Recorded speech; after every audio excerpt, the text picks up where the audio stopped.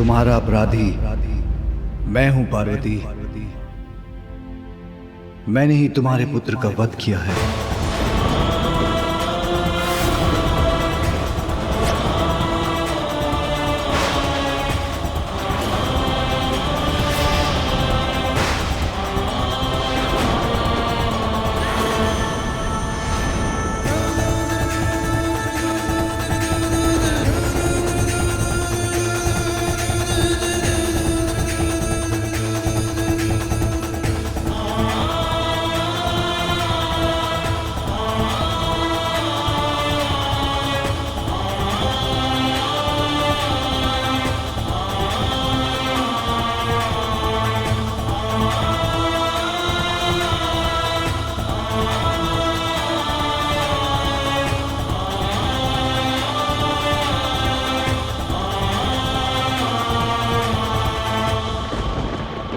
तुम्हारा अपराधी मैं हूं पार्वती।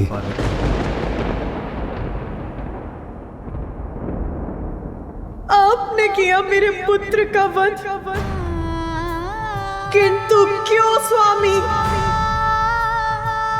ऐसा क्या अपराध किया था उस बालक ने? उत्तर दीजिए। मेरे पुत्र, उस अबोध बालक को प्राण दंड क्यों दिया आपने?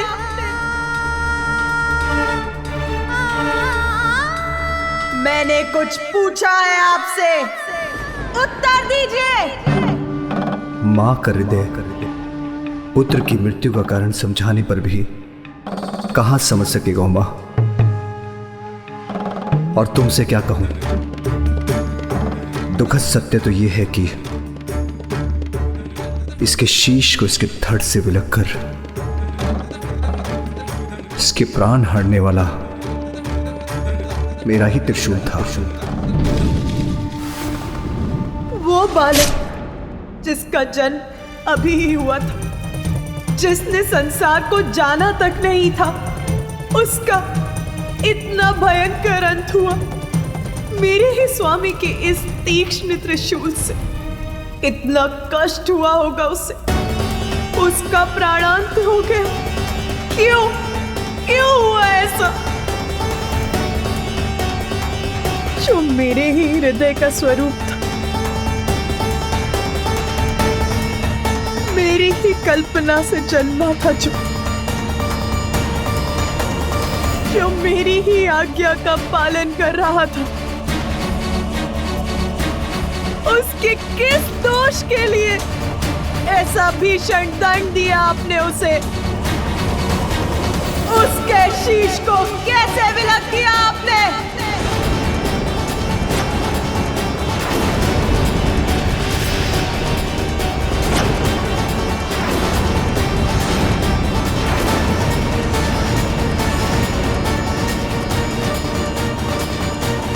माता महाशक्ति का क्रोध जागृत हो रहा है। माता कुपित हो कदाचित हमें भयंकर दंड देंगी।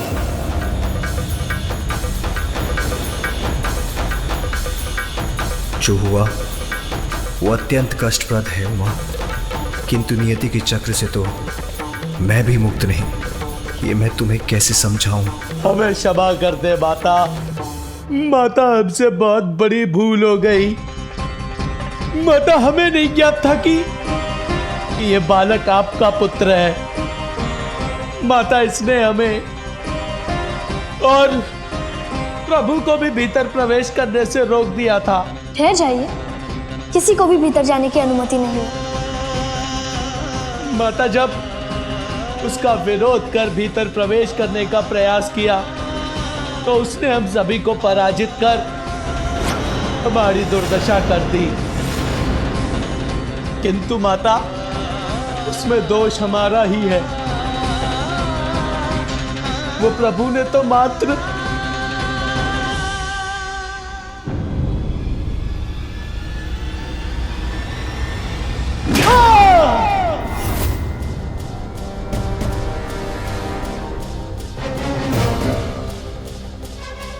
ऐसा रोष जागृत हुआ है माता महाशक्ति का कि उन्होंने नंदी को आकाश के अनंत विस्तार में भेज दिया।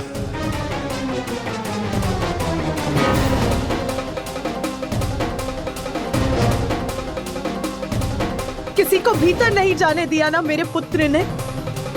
आप सभी के अनुसार ये था उसका अपराध।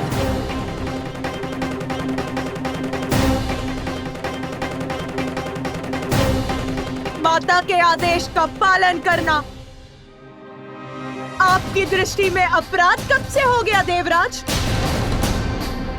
मैंने अपने पुत्र को आदेश दिया था कि वो किसी को भीतर ना आने दे। बताइए मुझे, उत्तर दीजिए। क्या पूर्ण निष्ठा और समर्पण से एक पुत्र का माता की आज्ञा का पालन करना अनुचित है? इसके लिए तो उसे पुरस्कृत करना चाहिए था। और आप सभी ने उसे दंडित करने की स्थिति उत्पन्न कर दी। बिना तथ्य और सत्य जाने आप सभी उससे युद्ध कर उसे उत्तेजित करते रहे। तनिक धैर्य भी नहीं रखा गया आप सभी से।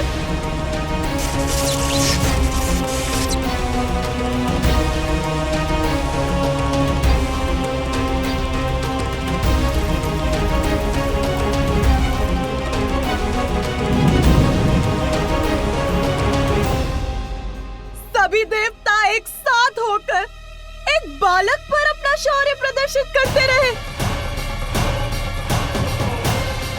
मेरे पुत्र को अपने प्राण देकर अपनी माता की आज्ञा का पालन करने के लिए विवश कर दिया आप सभी ने। क्यों किया ऐसा?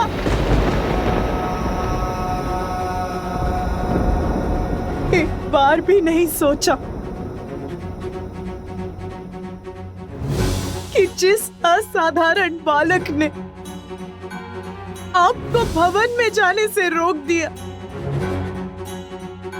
जिसने अपनी शक्ति से आप सभी देवताओं को परास्त कर दिया, वो कौन हो सकता है?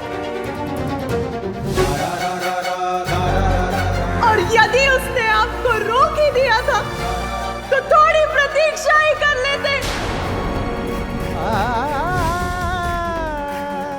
मैं अपना स्नान और अन्य कार्य कर यहाँ आने ही वाली थी, तब आप सभी से उसका परिचय करा देती।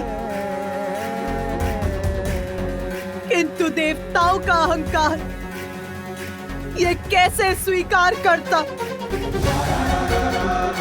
कि एक अल्पायु बालक उनकी शक्ति को ललकारने में सक्षम हो रहा है? बताइए मुझे, महादेव या उनके गढ़ों के भीतर न जाने से सृष्टि की किस महत्वपूर्ण लीला में बाधा आ रही थी? एक बालक से संघर्षरत हो गए आप सभी देवता। क्या यही है आपका पराक्रम?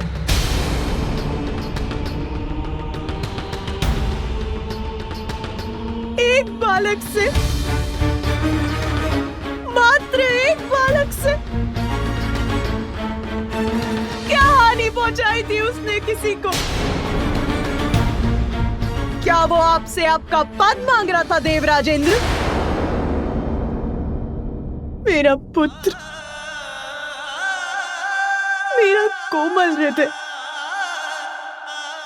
निष्ठावान, आज्ञाकारी पुत्र मेरा मेरी अपनी मां की आज्ञा का पालन भर कर रहा था। बताइए मुझे, क्या इस घटना के बाद संसार का कोई भी पुत्र अपनी माता की आज्ञा का पालन करेगा? क्या किसी भी पुत्र में इतना साहस शेष रहेगा?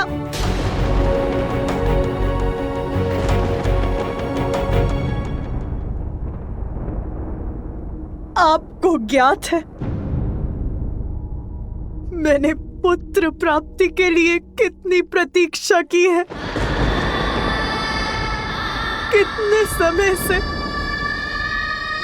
पुत्र प्राप्ति की प्रबल इच्छा रही है मेरे हृदय में।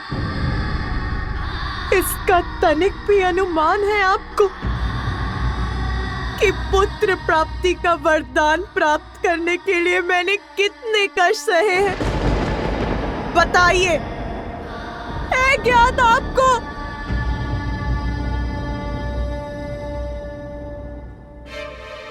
आदि शक्ति हूँ मैं, आदि शक्ति हूँ मैं, आदि शक्ति हूँ मैं। वो आदि शक्ति जो उस समय सती के रूप में भी मैं सदा आपकी ही प्रार्थना में लीन रही, अपने पिता श्री प्रजापति दक्ष के विरुद्ध गई ताकि आपके साथ हमारा विवाह हो सके। बस! सती, ये कदापि नहीं हो सकता। मैं तुम्हारा विवाह उस शिव बैरागी से कदापि नहीं होने दूंगा। अनेकों कष्ट सहे, तब कहीं जाकर ब्रह्मदेव की सहायता से हमारा विवाह हुआ, परंतु उस विवाह के बाद भी मेरे कष्ट कम नहीं हुए। पिताश्री द्वारा आपको यज्ञ में ना बुलाए जाने के पश्चात आपके सम्मान की रक्षा के लिए मुझे अपने प्राणों की आहुति तक देनी पड़ी।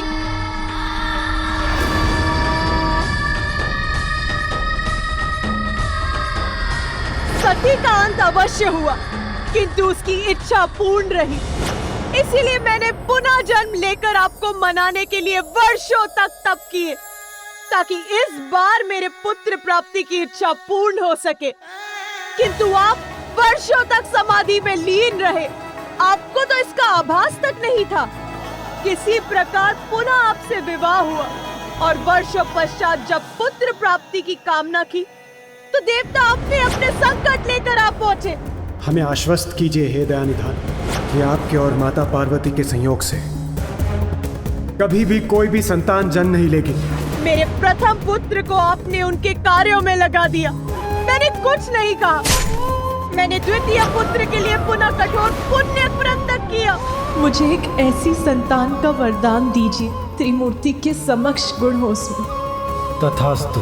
पुत्र पाकर एक माँ पुनः प्रफुल्लित हुई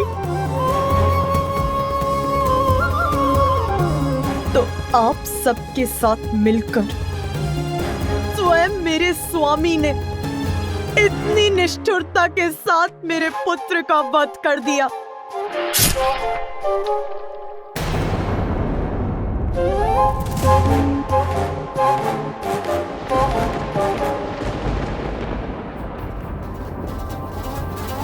स्वामी,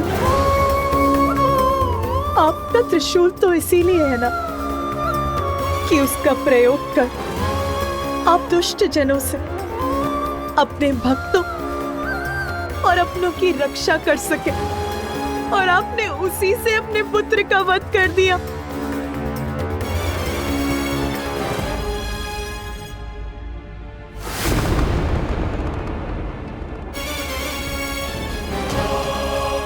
मुझे बताइए महादेव, क्या शीश विलक करने के सिवाय आप कुछ और भी कर सकते हैं? स्मरण है आपको कि सृष्टि के प्रारंभ में आपने काल भैरव का रूप धारण करके ब्रह्मदेव का ही शीश उनके धड़ से विलक कर दिया था, और फिर वीरभद्र का रूप धारण कर आपने प्रजापति दक्ष का भी शीश उनके धड़ से विलक कर दिया।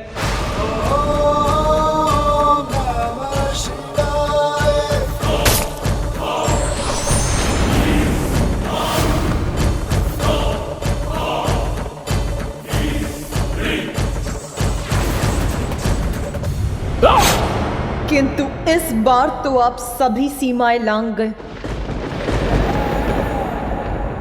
आपके जिस पुत्र को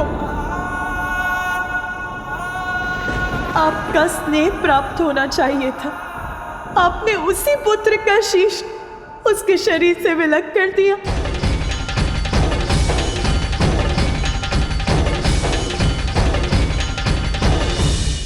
सर्वशक्तिमान है आप, ईश्वर है आप। तो उसका अर्थ ये नहीं कि जब आपकी इच्छा हो आप किसी को भी छत पे छत कर देंगे। यहाँ तक कि अपने पुत्र को भी। इतना भी नियंत्रण नहीं है आपको अपने क्रोध पर।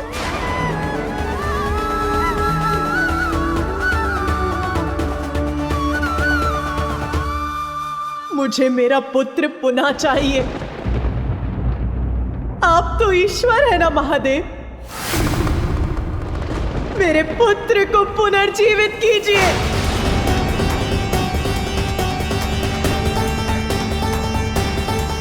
उसे पुनः उठकर मुझे मां कहने के लिए कहिए। कुछ करिए महादेव, कुछ करिए।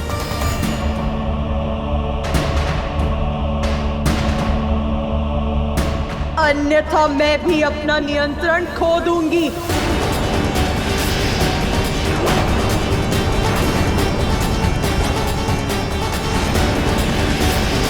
मेरा पुत्र, मेरा प्रिय पुत्र, मेरे सृजन से उत्पन्न हुआ मेरा पुत्र। क्यों महादेव, क्यों क्यों किया आपने ऐसा? क्यों?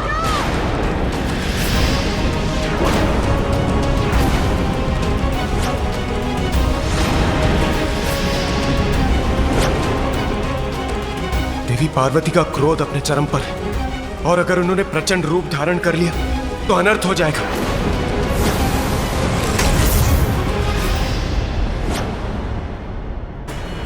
यदि आप उसे जीवन देना नहीं चाहते तो मैं जीवित करूंगी उसे।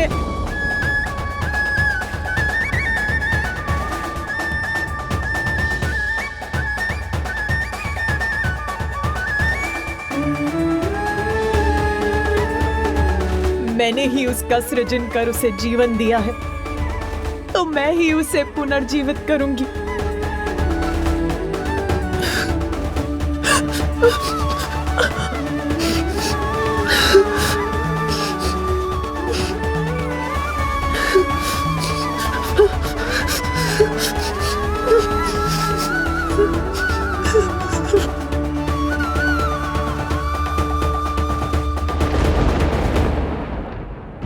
उमा, कैसे समझाऊं तुम्हें? तुम्हारे समस्त प्रयास निरर्थक हैं।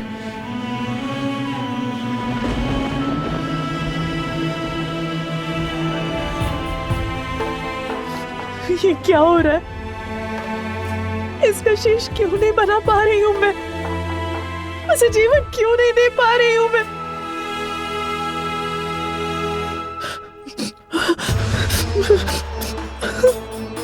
उसके शीश की भस्म को एकत्रित कर रही हूं तो वो बिखर क्यों जाती है?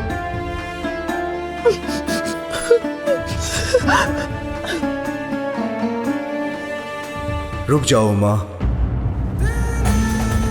तुम्हारा प्रयास व्यर्थ है। उसकी मां हूं मैं, मेरा प्रयास व्यर्थ कैसे हो सकता है? ये शीश मेरे त्रिशूल के प्रहार से भस्म हुआ है, और मेरे त्रिशूल से भस्म होकर कोई पुनः जीवित नहीं हो सकता। इसका शीश सदा के लिए नष्ट हो चुका है। तो सब कुछ नष्ट हो जाएगा। यदि मेरा पुत्र जीवित नहीं हो सकता तो संसार भी शेष नहीं रहेगा। ऐसी विनाश लीला उत्पन्न करूंगी मैं।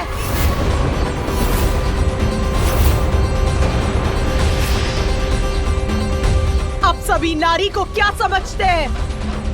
भले ही कुछ भी होता रहे, आप सभी कुछ भी करते रहे और वो शांति से सब कुछ सहती रहेगी? नहीं,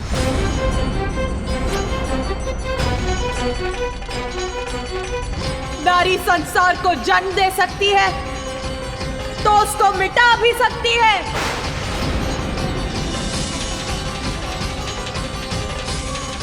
अब सर्वत्र विनाश ही विनाश होगा, कोई शेष नहीं रहेगा।